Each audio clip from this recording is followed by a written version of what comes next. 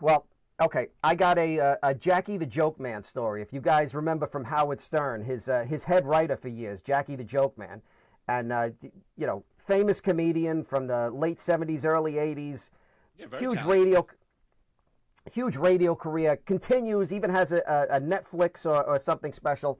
So he's doing a club out in Long Island, and he's got his wife's car. It was a Volvo, and somebody. It was the end of the show.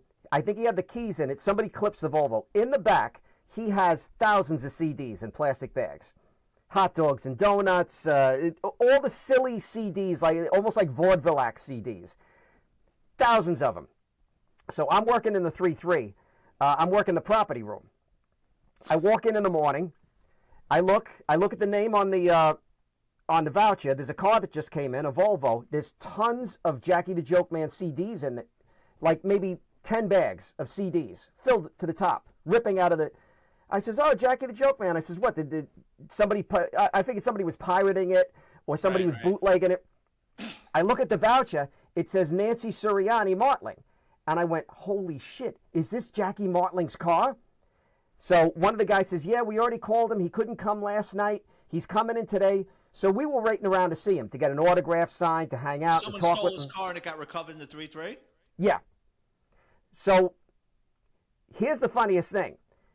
All the cops, like all these CDs were all over the place. So a bunch of cops take them. They put them in the CD players. They start listening. After 5-10 minutes of listening, the jokes are so old and tired and terrible. They all put the CDs back in the cases and put them back in the property room. So nobody took extra CDs. So he shows up.